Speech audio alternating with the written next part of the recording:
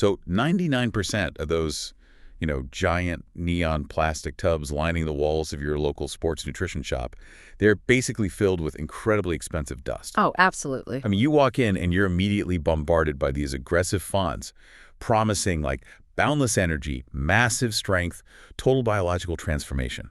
But today, we are looking at the 1%. Right, the stuff that actually does something. Exactly. Welcome to today's deep dive. We are unpacking a set of sources centered around a really fascinating course article from the My-Nutri-Diary app. Which is an app focused heavily on nutrition, fitness, and healthy aging. Yeah. And the article is titled Creatine, the Superstar Supplement, Mm-hmm. because out of all those neon tubs, the scientific literature actually suggests creatine is one of the very, very few legally available dietary supplements that genuinely, literally rewrites the energy physics of your cells. It does. But we do have to front load this entire deep dive with a massive glaring caveat right out of the gate. Oh, for sure, the funding issue. Yeah. When you comb through the literature on creatine, you inevitably find that a really significant portion of the studies proving its efficacy they were co-financed by the creatine manufacturers themselves. Right. So we always have to view those glowing results through a lens of healthy skepticism. It's the classic car salesman dilemma, right? Like, you don't ask the guy selling the car if you need to buy a car today. Exactly. You already know what he's going to say. I might get some technically accurate specifications about the engine horsepower, but the final conclusion is entirely predetermined. They're going to tell you to buy it. Always. So our mission today is to strip away the marketing pitch. We're going to isolate the raw biology from the hype, figure out how this compound actually works, and determine if you, the average person looking to age healthily, actually even needs it. I love that. And to do that, we actually have to bypass the muscles entirely for a second and zoom in on the cellular level. Okay, let's go. Because creatine is not some, synthetic chemical cooked up in a lab for bodybuilders. It is a naturally occurring energy source. It's stored primarily as creatine phosphate in your muscle and your brain cells. Right, it's already in us. Exactly. And its entire biological purpose revolves around interacting with ATP. Okay, ATP. I mean, we know ATP is essentially the baseline energy currency for any kind of biological work, right? Yeah, adenosine triphosphate. Right, so a muscle contracts, it snaps off one of its 3 phosphate groups to release that energy, and it becomes ADP, basically a dead battery. Spot on. So how does creatine physically intervene in that cycle? It acts as an extremely specialized rapid-fire battery charger. So creatine phosphate is just walking around the cell carrying a spare phosphate group. Just holding on to it. Right. And the exact moment ATP drops a phosphate and becomes that useless ADP, creatine swoops in, hands over its spare phosphate, and instantly recharges that molecule back into ATP. So it's ready to be spent again. Instantly. Let me put a real-world frame on this just to make sure I'm visualizing the physics correctly. ATP is like the cash in my pocket. I can spend it instantly, but I only have a little bit of it. Sure. Creatine is the ATM down the street. When my pockets are empty, I can sprint to the ATM, get more cash, and keep spending. That is a great analogy. But just like running to the ATM, that system has a hard limit on how long it can sustain you. Right. Having well-filled creatine stores in your cells means you can regenerate ATP incredibly fast, but this specific metabolic pathway is built exclusively for explosive power. We are talking about maximum all-out exertion. Which means we really need to manage expectations for the listener right now. Yes, please. Because the My-Nutri-Diary article mentions a 10 to 20% increase in performance. But a 20% increase in an explosive energy system does not mean you can suddenly run a 10K 20% faster. No, not even close. The ATP creatine system drains completely in about 10 seconds of maximum effort. Wow. Just 10 seconds. Yeah. If you are doing a heavy sprint or lifting a maximal weight, those creatine reservoirs empty so rapidly, and at that 10-second mark, your metabolism just hits a wall. And it has to switch gears. Exactly. It's forced to drop out of that rapid-fire system and fall into glucose metabolism, where it's burning sugars for energy. And that is a much, much slower process. So wait, a 10 to 20% increase in your creatine reservoirs actually translates to what, like 1 or 2 additional seconds of peak performance? That is the reality of the biology, yeah. You get 1 or 2 extra seconds of absolute maximum output before you hit that wall. That sounds so small when you put it like that. Well, I mean, for an Olympic sprinter or a weightlifter trying to force out one more really heavy repetition, those 2 seconds are a massive competitive advantage. Oh, sure. Over months of training, pushing that tiny bit harder causes significant improvements in muscle growth. Exactly, but it is not a magic cardio potion. It's not going to make jogging easier. Okay, so if the baseline human body already utilizes this natural energy system perfectly well, why am I paying for a powder to get that extra 20%? Couldn't I just, I don't know, tweak my diet? Well, the human body is remarkably self-sufficient. Your liver and your kidneys, they synthesize about half of your daily creatine needs all on their own, using basic amino acids. Okay, and the other half? The other half comes from your diet. Right. The article points out that a standard mixed diet, assuming you eat meat and seafood, provides roughly 1 to 2 grams of dietary creatine a day. Yeah, and those natural biological processes, your organ synthesis plus a standard meat-eating diet, keep your muscle creatine stores sitting consistently at about 60 to 80% full. 60 to 80. Got it. What about vegans and vegetarians? Because they aren't eating muscle tissue from animals, their dietary intake is closer to 0 to 1.5 grams a day, so their natural stores naturally sit a bit lower. Wait, so if I'm eating meat and I want to max out my stores to 100%, why wouldn't I just eat an extra steak every day instead of buying a plastic tub of processed powder? Because the math of the meat is just brutal. How brutal? To get 5 extra grams of creatine from food, you would have to consume roughly 1 entire kilogram. Oh my God. Yeah, about 2.2 pounds of raw beef every single day. That's insane. The caloric intake and the digestive stress of doing that would completely negate any athletic benefit you're trying to achieve. You'd just feel terrible. Okay, that paints a very clear picture. So supplementation is purely a mathematical shortcut. Precisely. If my natural baseline from everyday living puts my cellular stores at, say, 75%, taking the supplement doesn't grant me some foreign synthetic ability. It literally just tops off the tank, filling that remaining 25% gap. That's exactly it. And by forcing that tank from roughly 75% to an absolute bursting 100%, you see an additional availability of 20 to 40% in muscle creatine. Which gives you those extra couple of seconds. Right. But interestingly, you also see a 10 to 20% increase of creatine in the brain. Ah, okay. If we're talking about tissues that burn through ATP rapidly, muscles are obvious. But the brain is actually the biggest energy hog in the human body, isn't it? Oh, absolutely. Which explains why My-Nutri-Diary, since they focus on healthy aging, spends significant time looking at emerging claims about creatine and cognitive health. Yeah, the brain consumes roughly 20% of your body's total energy, despite being a tiny fraction of your body weight. Right. Maintaining ion gradients, firing neurotransmitters, it all requires massive, constant amounts of ATP. And as we age, the cellular powerhouses, the mitochondria, naturally become less efficient at producing that energy. Which leads to mental fatigue. The article actually notes it is suspected that creatine supplementation can reduce mental fatigue and improve cognitive functions for older individuals. Okay. But those are some very carefully chosen words. You really have to pay attention to the linguistic hedging there. Yeah? The suspected and the can. Yeah, why so cautious? Because we have undeniable, highly robust data for how creatine impacts physical muscle performance, but the scientific evidence for its effect on the aging brain is still very weak. It's entirely emerging. So the theory makes sense, but the proof isn't quite there yet. Exactly. The biological hypothesis makes perfect sense. Give an energy-starved aging brain more rapid-fire battery chargers, and it should function better. But taking a scoop of powder with my morning coffee isn't going to, like, turn me into a chess grandmaster or reverse cognitive decline overnight. No, it is not a cognitive cure-all. It shows interesting promise as a supportive nutritional measure in old age when cellular energy production naturally drops.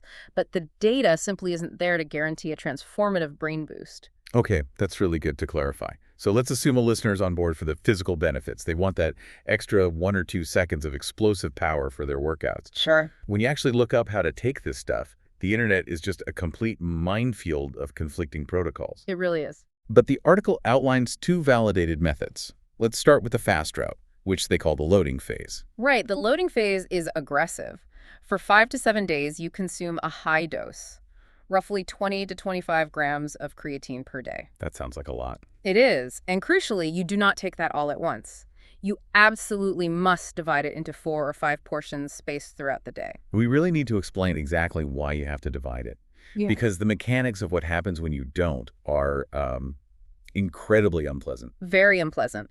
If you dump a single dose of over 10 grams into your stomach, your intestines simply do not have the transport capacity to move that much creatine through the gut wall and into the bloodstream all at once. So it just sits there. It just sits in the gut lumen. And because creatine is a highly concentrated molecule, it triggers a very basic principle of biology osmosis. Oh boy. Yeah, your body recognizes this dense concentration in the intestines and is forced to pump water out of your surrounding tissues and into your gut to dilute it. Which essentially flushes everything out, resulting in severe gastrointestinal distress and, well, diarrhea. Exactly. Not exactly the elite performance enhancement anyone is looking for at the gym. Definitely not.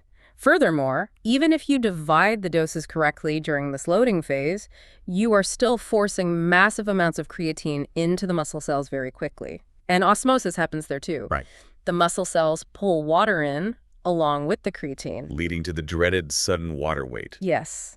It is entirely common to see a rapid weight gain of 1 to 3 kilograms. Wait, that's roughly 2 to 6 pounds? Yeah, in just the first 5 days. Now, it is purely intracellular water retention. It's not fat, but it can be very startling if you are tracking your weight on a scale and don't know what's happening. I could imagine. So once you survive those first 5 to 7 days and your cellular tanks are completely saturated, you drop down to a maintenance phase, right? Correct. Just 3 to 5 grams a day to keep the levels topped off. The article also notes that dosing should ideally be calculated based on your fat-free body mass, which makes perfect sense since fat cells aren't storing this energy anyway. Exactly. But what if someone wants to entirely avoid the risk of gut distress and that rapid water weight? Like, is there another way? Yes, there's a much gentler way. You just skip the loading phase completely. Oh, really? Yeah, you simply start taking the maintenance dose of 3 to 5 grams daily right from day one. Okay, and that works. It works perfectly. Because the daily dose is so low, your gut can easily transport it, and the cellular hydration happens so gradually you barely even notice the water weight. What's the catch? It takes about 28 days to reach 100% saturation this way instead of 5 days. So it's a patience game. Exactly. But the long-term effectiveness is identical. That seems way more reasonable for the average person. Now, the article also drops a highly specific practical tip here. Taking the supplement alongside a meal that contains carbohydrates or proteins physically improves how well the cells absorb it. Why is that? This all comes down to insulin. When you consume carbs or proteins, your pancreas releases insulin into the bloodstream. Right, the storage hormone. Exactly. Insulin acts like a key, unlocking the receptors on your muscle cells to drive nutrients inside. So by taking creatine with a meal, you're using that natural insulin spike to aggressively ferry the creatine directly into the muscle tissue where it belongs. That makes total sense. Now, there is a massive debate in the fitness community about whether you should cycle this supplement. Oh, the cycling debate, yes. A lot of bodybuilders will take it for 4 to 12 weeks and then take a month completely off. Yeah. Their logic is they don't want their liver and kidneys to, forget how to produce natural creatine. Right. Meanwhile, the supplement manufacturers aggressively insist you should take their product continuously, forever. Who actually has the science on their side here? The frustrating answer is that there is no clear scientific consensus on optimal duration. And this largely comes back to the systemic funding bias we discussed earlier. Right, because a manufacturer isn't going to fund a multi-year comparative study that might conclude people should stop buying their product for a month at a time. Precisely. It's bad for business. So the vast majority of creatine studies are short-term. They're designed to measure immediate athletic performance over just a few weeks. So we just don't know for sure. We know that when you stop supplementing, it takes roughly 4 to 6 weeks for your elevated cellular levels to slowly drain back down to your natural 60 to 80% baseline. Okay. But because we lack robust, decades-long comparative data on continuous versus cycled use, the most prudent approach is caution. So taking a break isn't a bad idea. Not at all. Giving your body a break to ensure your natural synthesis pathways remain active is a perfectly reasonable, biologically sound strategy. Okay, so armed with all of this metabolic knowledge, the listener finally goes to the store, and they hit the neon wall. Good luck. The My-Nutri-Diary article actually includes a comprehensive table of all the different chemical variations currently being marketed. You look at these shelves and you see tubs labeled creatine ethyl ester, creatine nitrate, creatine pyruvate. I know. It sounds like an advanced organic chemistry exam. The marketing behind these variations is relentless.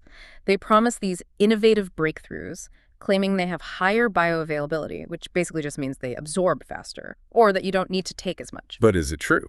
Mostly, no. It is largely a game of patents. Ah, follow the money.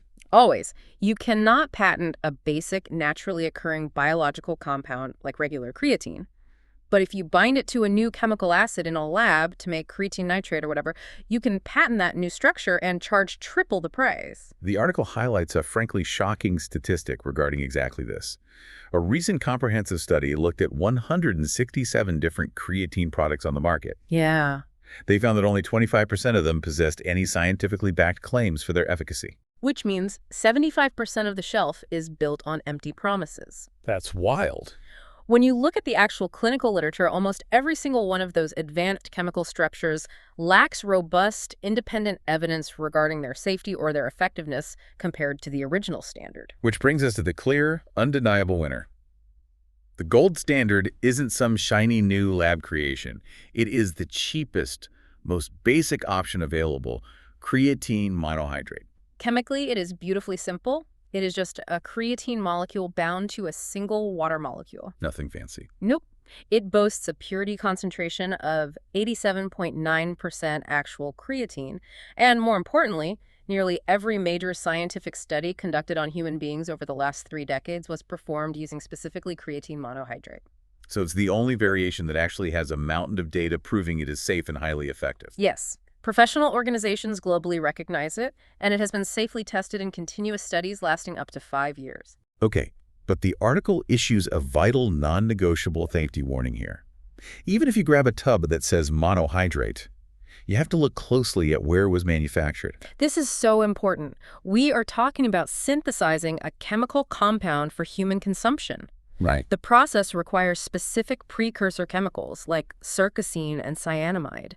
If a manufacturer utilizes cheap, poorly controlled production methods, which, by the way, is rampant in regions with lax quality control standards, the chemical synthesis can yield incredibly dangerous byproducts. The article explicitly notes that some of those potential contaminants are carcinogenic. Yes. They can literally cause cancer. You're trying to get 1 extra second of explosive power on your bench press. Yeah. And you could be ingesting carcinogens because you bought the cheapest tub on the bottom shelf. It's terrifying. You really cannot trust the front label. You have to look for third-party verification on the back. What should people look for? Independent organizations exist solely to test these supplements for purity and safety. The article heavily recommends looking for verification seals from NSF International, the United States Pharmacopeal Convention, which is USP, or the Cologne list. The Cologne list, right? Yes, the Cologne list, which is an independent anti-doping initiative based in Germany.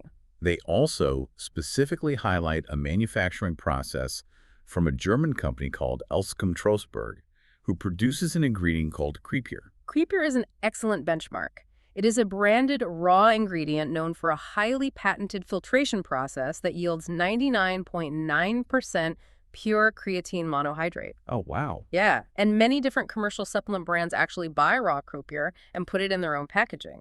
So if you see the Creatine logo on a tub, it is an exceptionally reliable indicator that the powder inside is free of toxic byproducts. Okay, let's synthesize this entire deep dive for the listener. If we strip away the neon plastic and the aggressive marketing, the biological reality of creatine is nuanced. What? It is absolutely not magic, but it is biologically real. If you're a competitive athlete, regularly pushing your physical body to its absolute maximal limit, verified creatine monohydrate can definitively give you that crucial 10 to 20% extra burst. Those 1 or 2 seconds of explosive energy before your metabolism hits the wall. Exactly. And if you are focused on healthy aging, it is suspected that it can offer supportive cognitive benefits by increasing energy availability in the brain, though you must remember the evidence there is still emerging. Yes, don't throw away your crossword puzzles just yet.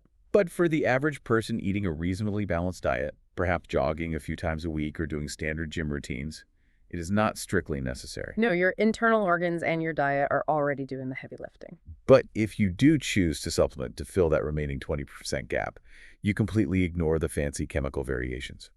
You stick strictly to high-quality, third-party verified creatine monohydrate, you skip the aggressive loading phase to protect your gut, and you manage your expectations. Perfect summary. If you follow the actual biology instead of the marketing, it really is one of the safest and most effective tools available. Which leaves us with one final, slightly provocative thought to end on today. And this is something for you, the listener, to mull over the next time you find yourself staring down a wall of supplements. We learned today that millions of years of human evolution perfectly calibrated our internal synthesis, combined with our natural diet, to keep our cellular creatine stores resting naturally at 60 to 80% capacity. Right. Evolution deliberately settled on that baseline.